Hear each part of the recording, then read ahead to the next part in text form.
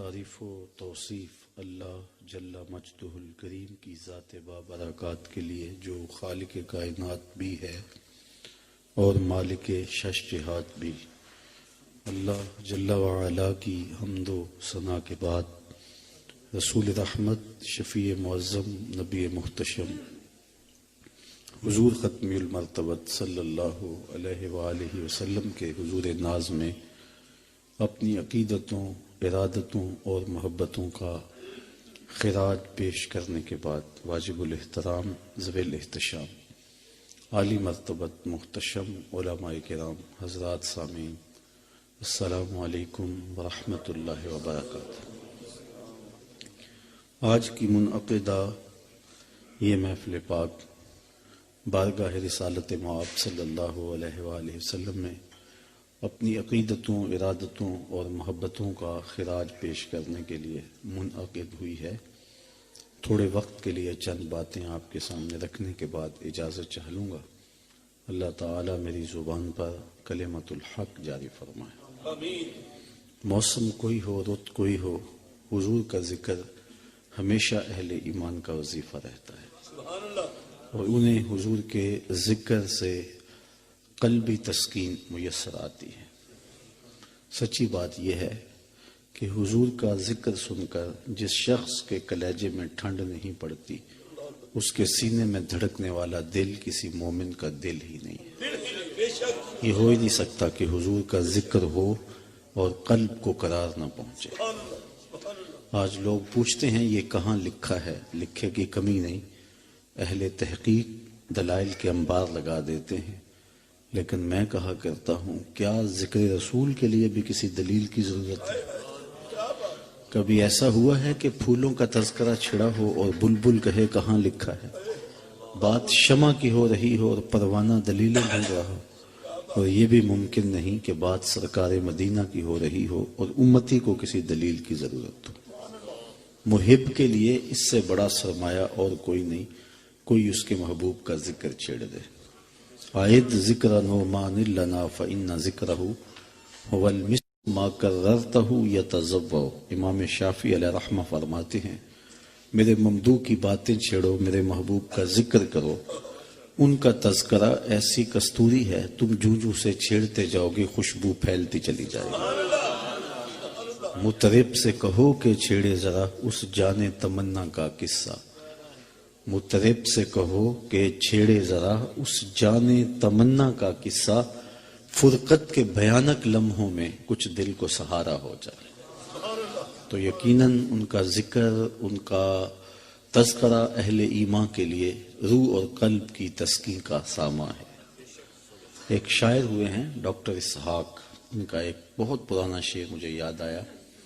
وہ کہتے ہیں تینوں سینے دی میں ٹھنڈ آکھاں، شہد گلاب تے کھنڈ آکھاں۔ تو ان کا نام ہی میٹھا ہے۔ یہ انور مسعود صاحب ہیں تو مزاحیہ شاعر، لیکن نعت لکھنے پہ آئے تو قلم توڑ دیا۔ ان کا نام لبوں پر آئے میٹھا میٹھا منہ ہو جائے، ان کا نام لبوں پر آئے میٹھا میٹھا منہ ہو جائے، ان کے بول بہاروں جیسے اور اصحاب ستاروں جیسے، ان سا پیارا اور نہ کوئی، ان سے بچھڑ کے لکڑی روئی، جب وہ سیر کو جایا کرتے سر پہ بادل سایا کرتے۔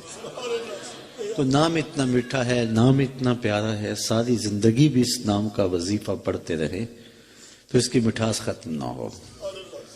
اور حضور کا نام ہی ایسا ہے کہ جس کے اندر تعریف رکھی ہے۔ صحیح بخاری میں ہے کہ قریش مکہ نے آپس میں بات کی کہ تم بھی بڑے عجیب ہو، انہیں محمد صلی اللہ علیہ وسلم بھی کہتے ہو اور عیب بھی لگاتے ہو، جبکہ تم تو اہل زبان ہو، تمہیں تو پتہ ہے کہ محمد کا معنی کیا ہے، اور تم یہ لفظ بھی بولتے ہو اور پھر سب و شتم بھی کرتے ہو۔ ایک کام کرو، یا یہ لفظ کہنا چھوڑ دو یا گالیاں دینا چھوڑ دو۔ تو انہوں نے کہا کہ ٹھیک ہے، آج کے بعد ہم یہ لفظ نہیں بولیں گے۔ اپنے طور پہ نام رکھ لیا مزمم، اور یوں خب سے باطن کا اظہار کرنا شروع کر دیا۔ کسی نے سنا تو حضور کے پاس جا کے کہا حضور وہ مزمم کہہ کہہ کے گالیاں دے رہے ہیں۔ تو آقا کریم نے فرمایا تم نے دیکھا نہیں رب نے قریش کا منہ کیسے پھیر دیا؟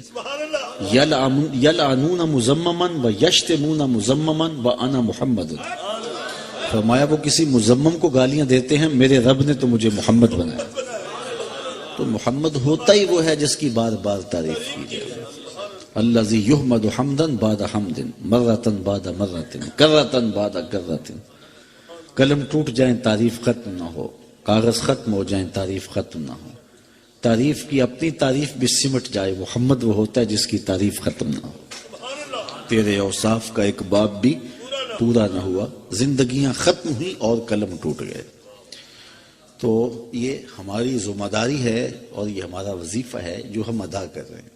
الصارم المسلول کے اندر ابن تیمیہ نے بھی اس بات کو لکھا ہے کہ حضور علیہ السلام کی مدح کا قیام دین کا قیام ہے. یعنی یہ جو ہم جو کر رہے ہیں یہ ایسا نہیں ہے کہ ہم کر لیا تو ٹھیک ہے، نہیں کرے تو کوئی بات نہیں ہے. یہ ایک باقاعدہ امت کے ذمہ فریضہ ہے کہ حضور کی مدح کا قیام کریں. اگرچہ حضور اس کے محتاج نہیں ہیں. اللہ تعالیٰ نے اپنے محبوب کی عظمتوں کے جھنڈے کو اونچا رکھنے کا خود وعدہ کیا ہوا ہے. اور آپ دیکھتے نہیں ہیں، میں بھی جب سے ہوش سنبھالی ہے تو میں نے دیکھا ہے ہر اچھی قدر زوال پذیر ہے. بھائی چارے ٹوٹ گئے ہیں، مروت ختم ہو گئی ہے، انسانیت کی قدریں گر گئی ہیں. میرا تعلق ایک دیہات سے ہے. آج سے کوئی 30-35 سال پہلے کسی ایک شخص کی بیٹی پورے گاؤں کی بیٹی ہوتی تھی، لیکن آج جس کی بیٹی ہے اسی کی بیٹی ہے. تو کہاں سے لڑک کے ہم کہاں پہنچ گئے. اچھی قدریں پامال ہو گئیں، بھائی چارے ٹوٹ گئے، خون سفید ہو گئے، مروتیں دم توڑ گئیں. ہم نے ان 30-35 سالوں میں دیکھا ہے کہ ہر اچھی قدر نیچے گئی ہے، لیکن ساتھ یہ بھی دیکھا ہے ذکر رسول اوپر گیا ہے. کیوں ایسا کیوں ہوا؟ ایسا اس لیے ہوا کہ اچھی قدروں کو بحال رکھنا ہماری ذمہ داری تھی جو ہم نبھا نہ سکے، لہذا قدریں زوال پذیر ہو گئی. اور حضور کے ذکر کا جھنڈا اونچا رکھنا رب کا ذمہ کرم تھا. جو ہمارا کام تھا وہ ہم کر نہ سکے، لیکن جو رب کا کام تھا اس کے ذمہ کرم پہ تھا، وہ ہوتا رہا. وَلَلْآخِرَةُ خَيْرٌ لَكَ مِنَ الْأُولَى. رت کوئی بھی ہو، زمانہ کوئی بھی ہو، ذکر کا چراغ بجھے گا نہیں. ربیع الاول تو نہیں ہے، ربیع الثانی بھی دامن سمیٹ چکا ہے، اب تو جمادی الاولیٰ ہے. لیکن موسم کوئی بھی ہو، رت کوئی بھی ہو، ذکر کا چراغ کبھی بھی مدھم نہیں ہوگا. یہ نغمہ فصل گل و لالا کا نہیں پابند، بہار ہو کہ خزاں لا الہ الا اللہ. تو ان کا نام تو اونچا ہی رہے گا، ان کا ذکر اونچا ہی رہے گا. تو یہ رب کا وعدہ ہے. لیکن ہم نے اپنا حصہ ڈالنا ہے حضور کی مدح کا قیام کر کے. ہمارے لیے اپنی سعادت مندی ہے جو ہم حاصل کرتے ہیں. حضرت حسان بن ثابت رضی اللہ تعالیٰ عنہ فرماتے ہیں ما ان مدحت محمدا بمقالتی لیکن مدحت مقالتی بمحمدی. لوگوں میں اپنے شعروں سے ان کی تعریف نہیں کرتا، لیکن جب اپنے شعروں میں ان کا نام رکھ لیتا ہوں میرے شعروں میں حسن پیدا ہو جاتا. یہ ساری کھنڈ اسی نام کی ہے، یہ ساری مٹھاس اور یہ سارا شہد اسی نام کا ہے. تو ہم نے اس نام کا وظیفہ شعار زندگی بنانا ہے اور اس سے ہماری قدر و منزلت میں اضافہ ہوگا. مجلس حضور کی لگی تھی، ہجوم عاشقاں تھا. نابغہ جادی عرب کا بہت بڑا شاعر حاضر خدمت ہو گیا اور عرض کرنے لگا حضور میں آپ کی مدح میں لب کھولنا چاہتا ہوں. حضور نے اجازت مرحمت فرمائی تو انہوں نے وہاں فی البدی حضور کی شان میں ایک شعر پڑھا. ماحول ایسا سجا کہ انہوں نے دوسرا شعر پڑھ دیا، تیسرا شعر پڑھ دیا، 5 شعر کہہ دیے، 10 شعر کہہ دیے، 20 اشعار کہہ دیے، 40 اشعار کہہ دیے، 100 اشعار کہہ دیے، حتیٰ کہ 200 اشعار کہے. حضور خوش ہو گئے اور فرمایا لا یفدد اللہ فاکا، اللہ تیرے منہ کی مہر نہ توڑے، اللہ تیرے منہ کی مہر نہ توڑے. حضرت قرز بن اسامہ کہتے ہیں میں نے 80 سال کی عمر میں نابغہ جادی کو دیکھا ہے کہ ان کے دانت اولوں کی طرح چمکتے تھے، کیونکہ رسول اللہ نے فرمایا کہ اللہ تیرے منہ کی مہر نہ توڑے. یہاں ایک جملہ کہنا چاہتا ہوں کہ جو شخص حضور کی مدح کرے اس کا چہرہ نہیں بگڑتا، اور جو حضور علیہ السلام کی عظمتوں کو گھٹانے کے لیے کوشاں رہے اس کی شکل سلامت نہیں رہتی. تو اگر چاہتے ہو کہ مرنے کے بعد بھی چہرہ تازہ رہے تو حسن محمد کے قصیدے پڑھا کرو. تو اللہ کے محبوب نے دعا دی کہ اللہ تیرے منہ کی مہر نہ توڑے، اور 80 سال کی عمر میں بھی اولوں کی طرح ان کے دانت چمکتے دکھائی دیتے تھے. تو یہ میرے اور آپ کی سعادت مندی ہے، اور اس میں ہمیں حصہ دار بننا ہوگا. باقی حضور کا ذکر اونچا ہی اونچا ہے، ہم نہیں کریں گے پھر بھی ہو رہا ہے. مولانا ظفر علی خان نے کہا کہ کیا ہی شان احمدی کا چمن میں ظہور ہے، ہر گل میں ہر شجر میں محمد کا نور ہے. چڑیا بھی ترانے انہی کے نام کی پڑھ رہی، کوئلے بھی اپنے لہجے میں نعت ان کی گا رہی ہیں، اور پوری کائنات کے لبوں پہ ترانے میرے حضور کے ذکر کے ہیں. تو ہم اس میں اپنی سعادت مندی کے لیے اور اپنی خوش بختی کے لیے، اس کے اضافے کے لیے ہم یہ محافل سجاتے ہیں. اللہ تعالیٰ ان محافل کو اپنی بارگاہ میں مستجاب فرمائے.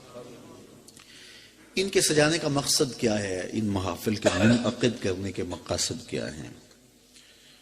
تو میں چونکہ لمبا خطاب کرنے کی عادت بھی نہیں رکھتا ہوں، اور میرے سے قبل بھی سلسلہ جاری رہا اور میرے بعد بھی سلسلہ جو ہے وہ شاید جاری رہے گا، تو میں صرف 3 باتیں ایسی محافل کے انعقاد پر جو ہمارا مقصود ہوتی ہیں آپ کے سامنے عرض کر کے اپنی گفتگو کو سمیٹ لیتا ہوں. ایسی محافل کو منعقد کرنے کے بنیادی مقاصد ہم میں ملحوظ رہنے چاہیے، اور وہ ملحوظ رہیں گے تو ہمیں ایسی محافل کے نتائج بھی نصیب ہوں گے اور اس کی روحانی برکات بھی نصیب ہوں گے.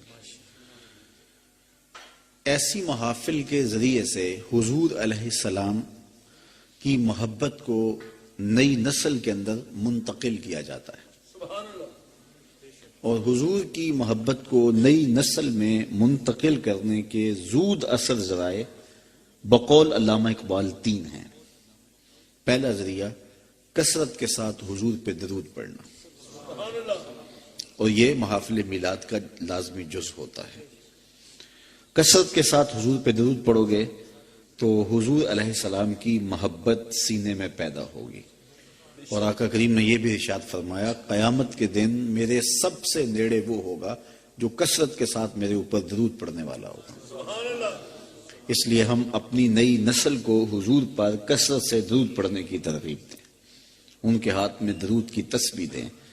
ہفتوں اشروں میں دیکھیں گے کہ ان کے سینے حب رسول سے سرشار ہوتے دکھائی دیں گے. ویسے بھی آج کے دور میں درود متلاشیان حق کے لیے اکثیر ہے. 72-73 فرقے نوچ رہے ہیں اور ہر شخص اپنی جانب کھینچ رہا ہے. عام آدمی کی سمجھ میں نہیں آتا کہ حق کہاں ہے اور باطل کہاں ہے، اور وہ پریشان ہو جاتا ہے کہ ہر بندے کی زبان پہ تو قرآن کی بولی، ہر شخص کے لبوں پر تو حدیث کی بولی ہے. امام زین العابدین سے کسی نے پوچھا اس زمانے میں، حضرت جب کثرت سے فرقے ہو جائیں گے تو حق کو کیسے پہچانیں گے؟ تو فرمایا جو اہل السنہ ہوں گے وہی اہل حق ہوں گے. تو سائل بڑا سیانا تھا، اس نے ایک سوال اور کر دیا، اگر بہت سارے لوگ اسی ٹائٹل کے ساتھ موجود ہوں تو اس میں اصلی سنی کی پہچان کیا ہوگی؟ تو امام زین العابدین نے جو جواب دیا سنو. فرمانے لگے، من علامات اہل سنہ کثرت الصلاۃ علی رسول اللہ. نشانی یہ ہوگی کہ کثرت کے ساتھ حضور پہ درود پڑھنے والے. تو اگر کثرت سے حضور پر درود پڑھنے کا آپ مزاج رکھیں گے تو نتیجے کے اندر جو ہے وہ آپ کے سینے میں حضور کا پیار پیدا ہو جائے گا.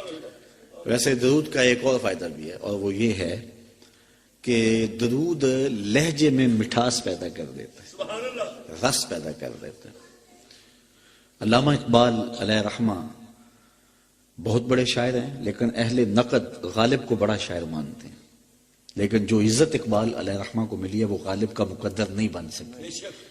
کسی نے یہ راز اقبال سے پوچھ لیا کہ تیرے شعروں میں مٹھاس کہاں سے آئی؟ تو اقبال نے جو جواب دیا وہ یہی تھا کہ میں نے 1.25 کروڑ مرتبہ حضور پہ درود پڑھا، ساری کھنڈ نام محمد کیا صلی اللہ علیہ وسلم. میں تنہا کمال سخن کو نہ پہنچا، میرے شعر ہیں اور تاثیر ان کی. تو کہا میں نے کثرت کے ساتھ حضور پہ درود پڑھا ہے، لہٰذا رب نے میرے لہجے میں اثر ڈال دیا ہے، رس ڈال دیا ہے، تاثیر ڈال دی ہے. تو محافل میلاد درود کی کثرت کا ایک ذریعہ ہے. دوسرا مقصد ایسی محافل کے انعقاد کا حضور علیہ السلام کی سیرت کے عنوان کو چھیڑنا ہے، اور یہ حضور کی محبت کو نئی نسل میں منتقل کرنے کا ایک زود اثر ذریعہ ہے، اور ہمیں بہت ضروری ہے کہ نئی نسل کے سینے میں حضور علیہ السلام کی سیرت کا اجالا کریں، اور یہ علماء کی ذمہ داریوں میں سے ہے، مشائخ کی ذمہ داریوں میں سے ہے، لیکن اب اس سے بڑھ کر والدین کی ذمہ داریوں میں سے ہے، اس لیے کہ نہ علماء وہ رہے، نہ مشائخ وہ رہے، اور نعت خوانی کی مجالس بھی وہ ماضی میں جیسے ہوتی تھیں آج وہ نہیں ہیں۔ کسی زمانے میں علماء جب واز کر رہے ہوتے تھے تو لگتا تھا کہ ان کی پشت پہ رسول اللہ کی تائید کا ہاتھ ہے، لیکن ظاہر ہے آج جو ہم نے سنے ہوئے نئی نسل وہ نہیں سن رہی، انہیں پتا ہے کہ یہ مولوی صاحب کتنے روپوں میں بک ہو کے آئے ہیں اور ان کی قیمت کتنی ہے، ان کا وزن کتنا ہے، تو کیا وہ اثر کریں گے اور کیا وہ اثرات مرتب کریں گے۔ پیر بھی ایسے ہوتے تھے ماضی میں کہ جب ان کے حضور جاتے تھے دل ڈولتا تھا کہ پیروں کی نظر دلوں پہ ہوتی ہے، لیکن اب دل پہ نہیں ہوتی، دل کے اوپر لگی ہوئی جیب پہ ہوتی ہے، نظر پیچھے رہ گئی ہے۔ نعت خواں ہم نے ظہوری علیہ رحمہ کی محافل میں شرکت کی ہے، قاری زبیر رسول کو میں نے سنا ہے، آپ نے بھی سنا ہوگا، اشکوں کی برسات ہوا کرتی تھی، لیکن آج وہ ہمیں نعت خواں نہیں ملتے، اب تو عورتوں کے دوپٹے باندھ کے آ جاتے ہیں اور عورتوں کے لباس پہن کے آ جاتے ہیں، برستے نوٹوں میں ان کی لے اور چمکتی ہے۔ تو اب مجھے بتاؤ کہ نئی نسل کہاں سے وہ عشق رسول لے گی؟ نہ پیر رہے، نہ مولوی رہے، نہ نعت خواں رہے۔ ایک اور ذریعہ تھا حب رسول کے حاصل کرنے کا، دادی اماں کا بستر۔ شام کو بچے سمٹ کے دادی اماں کے بستر میں گھس جاتے، امی ہمیں کہانیاں سناؤ۔ دادی اماں اس کہانی میں عشق رسول ڈال دیتی، اس میں اپنی معاشرت ڈالتی، اس میں اخلاقیات ڈالتی، اس میں تصوف ڈالتی، اس میں اپنی خاندانی اچھی روایات ڈالتی، اور ایک مجموعہ بنا کے روزانہ ایک جام بچوں کو پلا کے سوتی۔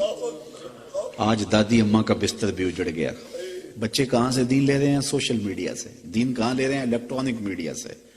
تو مجھے بتاؤ، نہ مولوی وہ رہا، نہ پیر وہ رہا، نہ نعت خواں وہ رہا، دادی اماں کا بستر بھی اجڑ گیا، تو نئی نسل کہاں سے عشق رسول لے گی؟ تو بڑا مشکل مسئلہ بن گیا۔ دوسری جانب تسلسل سے خاکے تراش کر کے ان کی کوشش بھی ہے کہ ان کے سینے اجاڑ دیے جائیں، تو پھر ماں باپ کی ذمہ داریاں فضول تر ہو گئی نا کہ وہ اپنی اولاد کو وقت دیں اور ان کے سینے میں حضور کا پیار اتاریں۔ اور اس کے لیے علامہ اقبال آج سے ایک صدی قبل بتا گئے ہیں، وہ ان حالات کو اپنی باطنی نظر سے دیکھ رہے تھے۔ انہوں نے کہا کہ نئی نسل کو حضور کا پیار دینے کے لیے انہیں حضور کی سیرت پڑھا دو، اولاد کے بالغ ہونے سے قبل ان کو ساری حضور کی سیرت سکھا دو، پڑھا دو، اور محافل میلاد کے اندر یہ کام کیا جاتا ہے۔ تیسرا مقصد ایسی محافل کا، ایسی مجالس کا، انسان فطرتاً حسن پسند ہے، انسان کی طبع ہے کہ وہ حسن کی طرف میلان رکھتا ہے۔ وہ حسن کہیں بھی ہوگا تو انسان کا رجحان قلب ادھر ہو جائے گا، وہ کاکل داراز میں ہو، وہ لب و رخسار میں ہو، وہ قد رانا میں ہو، وہ نرگسی آنکھوں میں ہو، وہ پپیہے کی آواز میں ہو، وہ بلبل کے لہجے میں ہو، وہ تتلی کے پروں میں قدرت کی سنائی ہو، وہ مور کے پروں میں مالک کی مینا کاریاں ہوں، وہ برستی برکھا میں ہو، وہ نچڑتے بادلوں میں ہو، وہ ساون کی رت میں ہو، وہ معصوم بچے کی مسکراہٹ میں ہو، وہ گیت گاتے ہوئے دریاؤں میں ہو، بہتی آبشاروں میں ہو اور جھومتی ندیوں میں ہو، وہ پربتوں پہ اگے ہوئے پہاڑوں کی بے ترتیب کتاروں میں ہو۔ حسن جہاں بھی ہوگا، جس روپ میں بھی ہوگا، دل ادھر کھنچ جائے گا۔ تو اقبال کہتا ہے جب یہ طے ہے کہ انسان فطرتاً حسن کی جانب مائل ہوتا ہے تو پھر آؤ نہ اسے وہاں لے چلیں جہاں حسن بھی پانی بھرتا ہے اور جہاں عشق بھی غلامی کرتا ہے، اس دہلیز پہ لے چلیں، اس چوکھٹ پہ لے چلیں۔ تو حضور کے حسن کا تذکرہ اپنی نسل کو اگر سنائیں گے تو ان کے سینے میں حضور کا پیار پیدا ہوگا۔ اس عنوان کے ساتھ صرف ایک روایت اور میری گفتگو اپنے اختتام کو۔ حضرت ابو طفیل صحابہ میں سب سے آخر میں وصال کرتے ہیں، 110 ہجری میں آپ کا وصال ہوا ہے اور حضور کا وصال ہوا ہے 11 ہجری کے اوائل میں، تو گویا حضور کے وصال کے تقریباً 99 سال بعد بھی وہ باقاعدہ حیات رہے ہیں۔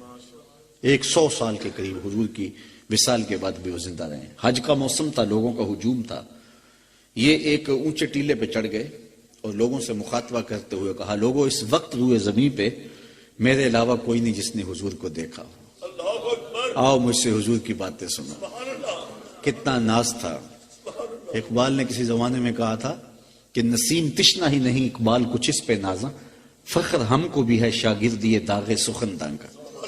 جس نے داغ دہلوی کو دیکھا وہ تو فخر کرے، اور جس نے اقبال کو دیکھا، میرے استاد تھے وہ بڑے فخر سے بات کرتے تھے کہ میں نے اقبال کی مجلسوں میں بیٹھ کے دیکھا ہے. تو جس نے مولانا ظفر علی خان کو دیکھا، جس نے اقبال کو دیکھا، جس نے داغ دہلوی کو دیکھا، جس نے استاد ابراہیم ذوق کو دیکھا، وہ تو ناز کرے. اور جس کی آنکھوں نے جمال محمد عربی دیکھا تو وہ اپنے مقدر پہ ناز کیوں نہ کرے. حضرت ابو طفیل نے ناز سے کہا لوگوں اس وقت روئے زمین پہ میرے علاوہ کوئی نہیں جس نے حضور کو دیکھا، آؤ مجھ سے حضور کی باتیں سنو. اچھا لوگ ہجوم کر کے آ گئے، محبتوں کا جھمگھٹا لگ گیا. حضرت ابو طفیل تابعین کے مجمع میں گھر گئے. انہوں نے کیا پوچھا؟ حج کے مسائل بتائیے. نہیں، بلکہ کہا صف لنا رسول اللہ صلی اللہ علیہ وسلم. تم نے حضور کو دیکھا ہے، بتاؤ زلفیں کیسی تھیں، آنکھیں کیسی تھیں، آنکھوں میں مازاق کے کجلے کیسے تھے، حضور کا حلیہ ہم سے بیان کیجیے. تو حضرت ابو طفیل نے صرف 3 لفظوں میں حضور کا حلیہ بیان کیا. سنو اور ٹھنڈ پڑے گی تمہیں. حضرت ابو طفیل کہتے ہیں کان رسول اللہ صلی اللہ علیہ وسلم ابیض ملیحا مکسدا. ایک تو چٹے رنگ کے تھے، ایک تو حضور کا رنگ سفید تھا، دوسرا حضور کا حسن نمکین تھا، اور تیسرا حضور کا حسن متوازن تھا، ہر عضو میں توازن تھا. ابل الذراعین والساعدین والزندین. حضور کے ہاتھ، کلائیاں، بازو برابر، سوا الصدر والبطن، پیٹ اور سینہ برابر. کان رسول اللہ لیس بالطویل الممغط ولا بالقصیر المتردد. حضور کا قد لمبا بھی نہیں تھا، حضور پست قامت بھی نہیں تھے، درمیانی قد و قامت، حسن اعتدال. اچھا حضور لمبے قد کے تو نہیں تھے، اور بڑے بڑے لمبے قد کے صحابی موجود تھے. حضرت عباس تھے، حضرت عمر رضی اللہ تعالی عنہما اور دیگر صحاب بڑے لمبے قد کے موجود تھے، اور حضور کا قد لمبا نہیں تھا، درمیانی قد و قامت تھی. لیکن یہ شان تھی اذا جامع الناس غمرهم. جب حضور تشریف لاتے نہ چھا جاتے، حضور کے کندھے لوگوں کے سروں سے اونچے دکھائی دیتے. یہ اللہ نے اپنے محبوب کو شان دی تھی، اپنے محبوب کو عزت دی تھی. تو کہا توازن تھا، رنگ سفید تھا، حسن نمکین تھا. اللہ تو یہ 3 لفظ تو یاد کیے جا سکتے ہیں نا. کان رسول اللہ صلی اللہ علیہ وسلم ابیض ملیحا مقصدا. اور اگر 3 لفظ یاد نہیں ہو پاتے تو چلو گولڑے کے تاجدار نے سوکھا کر دیا کام. مکھ چند بدر شاہ شانی، متھے چمک دی لاڈ نورانی، کالی زلف تے اکھ مستانی، مخمور رکھی ہیں مد بھریاں. تو یہ حضور کا حلیہ ہے. جب نئی نسل کے سینے میں حضور کا پیار ڈالنا چاہو گے تو پھر نئی نسل کو حضور علیہ السلام کا حلیہ بیان کرنا ہوگا. اور یہ تینوں چیزیں محفل میلاد میں ہوتی ہیں. حضور علیہ السلام کے حسن کا ذکر بھی ہوتا ہے، حضور کی سیرت کے عنوانات بھی ہوتے ہیں، اور کثرت سے درود و سلام بھی ہوتا ہے. میرا خیال ہے کہ محفل میلاد امت کو کھڑا کرنے کے لیے ایک بہت بڑی دولت ہے، کیونکہ امت کو کھڑا اسی نام پہ کیا جا سکتا ہے. علامہ اقبال کے سارے فلسفے کا اگر جوس پینا چاہتے ہو تو وہ یہ ہے کہ محمد سے وفا تو نے تو ہم تیرے ہیں، یہ جہاں چیز ہے کیا لوح و قلم تیرے. تو اسی نام پہ دہر میں اسم محمد سے ہی اجالا ہوگا، اس کے علاوہ کوئی اور راستہ نہیں ہے. تو محافل میلاد کے ذریعے سے ایک انقلاب برپا کیا جا سکتا ہے، پوری امت کو کھڑا کیا جا سکتا ہے، اور اس نام پہ اتفاق ہے امت کا. بد قسمتی یہ محافل ہتھے چڑھ گئیں پیشہ ور لوگوں کے. مولوی پیشہ ور، نعت خواں بھی پیشہ ور، یہ پیر جو صدارت کر رہا ہوتا ہے وہ بھی پیشہ ور، اور اسی طرح نقیب بھی پیشہ ور، اور کروانے والے بھی عموماً پیشہ ور ہی ہوتے ہیں، جس کے حاصل میں وہ مقاصد جو محافل کے ہوتے ہیں وہ حاصل نہیں ہو پاتے. تو ہمیں خاص طور پہ یہ توجہ کرنی ہوگی، اپنے بھی خفا مجھ سے ہیں بیگانے بھی ناخوش، کہ میں زہر حلاحل کو کبھی کہہ نہ سکا کند، بات وہی کہتا ہوں سمجھتا ہوں جسے حق، نئے ابلۂ مسجد ہوں نئے تہذیب کا فرزند. تو ان محافل کو ہم نے مرتب کرنا ہے، منظم کرنا ہے، اور اس سے امت کو کھڑا کرنے کا کام لینا ہے. یہ ہم سے قیامت کے دن نہیں پوچھا جانا کہ آپ نے 10,000 کا مجمع کیوں اکٹھا نہیں کیا، یہ ہم سے کوئی سوال نہیں ہوگا قیامت کے دن. بس ہمارا کام ہے کہ سر نہ جوڑیں دل جوڑیں، اور جب دل جڑتے چلے جائیں گے تو اقبال کہتا ہے آ ملیں گے سینہ چاک آنے چمن سے سینہ چاک، اور بزم گل کی ہم نفس باد صبا ہو جائے گی، پھر شبنم افشانی پیدا کرے گی میری سوز و ساز، اس چمن کی ہر کلی درداش نہ ہو جائے گی، آسمان سحر کے نور سے ہوگا آئینہ پوش، اور ظلمت رات کی سیما پا ہو جائے گی، شب گریزاں ہوگی آخر جلوہ خورشید سے، یہ چمن معمور ہوگا نغمہ توحید سے۔ تو محافل میلاد تو نئی نسل کو حضور کی دہلیز پہ لانے کا ایک مؤثر ترین ذریعہ ہے۔ اس کو ہم منظم کریں، علماء بھی بیٹھے ہیں، آپ لوگ بھی بیٹھے ہیں، تھوڑا سا ہمیں سٹینڈ لینا ہوگا، کچھ ہم کو کھڑا ہونا پڑے گا، اور اپنی محافل اپنی مجالس کو پیشہ وروں سے باہر صورت بچانا ہوگا۔ تھوڑے سائز پہ کر لیں، چھوٹے سائز پہ کر لیں، لیکن منظم کریں، مربوط کریں، وقت پہ شروع کریں اور وقت پہ ختم کریں۔ وہ مستحب اور وہ نفلی عبادت جو فرض کے ضیاع کا ذریعہ بنے تو وہ عبادت نہیں رہتی۔ اگر آپ ساری رات محفل نعت کرتے ہیں اور فجر کی نماز ضائع ہو جاتی ہے تو یہ ذریعہ بن گیا، تو یہ اعلیٰ حضرت کا فتویٰ جو آپ کے سامنے میں رکھ رہا ہے۔ اس لیے ہم وقت پہ شروع کریں، وقت پہ ختم کریں۔ لوگوں نے صبح کام پہ بھی جانا ہے، پکے نمازیوں نے تہجد کے وقت بھی اٹھنا ہے، نماز بھی پڑھنی ہے، تو ان کی کہیں نمازیں ضائع نہ ہو جائیں۔ یہ سب کچھ اس لیے ہے کہ جو نماز نہیں پڑھتے ان کو دہلیز دی جائے رسول اللہ کی، اور پھر مصلی بچھا کے نماز پڑھنے لگ جائے، اور جو پڑھتے تھے اگر ان کی بھی رہ گئی تو ہمیں ہماری طبیعت پہ بوجھ ہونا چاہیے کہ ہم نے محفل کروائی اور پکے نمازیوں کی بھی نماز رہ گئی، تو یہ ہماری طبیعت پہ بوجھ ہونا چاہیے۔ تو ہم اس انداز سے ان کو مرتب کریں، منظم کریں، ان کو ترتیب دیں کہ یہ تقویت دین کا سبب اور ذریعہ بنے، عبادت میں اضافے کا سبب اور ذریعہ بنے، ذوق و وجدان میں اضافے کا سبب اور ذریعہ بنے، اور اس سے جو ہے وہ سینوں کے اندر حب رسول کی دولت بیدار پیدا ہو اور حضور علیہ السلام کا پیار پیدا ہو۔ اور یہ کام ہم نے کرنا ہے۔ اس وقت ہم نعرے لگا دینے سے عہدہ برا نہیں ہوتے ہیں، پوری دنیا اکٹھی ہو کر تمہارے پیغمبر کی توہین کرتی ہے، اور ہم ابھی تک جو ہے وہ اپنے نظم کو سیدھا نہیں کر سکتے ہیں اور اپنا طریقہ انداز نہیں بدل سکتے ہیں۔ تو ہم نے پورے انہماک کے ساتھ، پوری توجہ کے ساتھ اور مربوط اور منظم ہو کر کے عالم کفر کی سازشوں کا جواب دینا ہے، اور ان میں سے چونکہ اس سازش کا مقصد سینے حب رسول سے خالی کرنے ہیں، اور ہم نے سینوں کے اندر حب رسول کا چراغ روشن کرنا ہے، تو اس کے لیے یقیناً ہمیں محنت کرنی پڑے گی، کوشش کرنی پڑے گی، اور اس کے لیے ظاہر ملامتیں بھی سہنی پڑے گی، تو کوئی بات نہیں ہے۔ تو ہم نے کوشش کر کے اپنی محافل کو، اپنی مجالس کو مرتب کرنا ہے، منظم کرنا ہے۔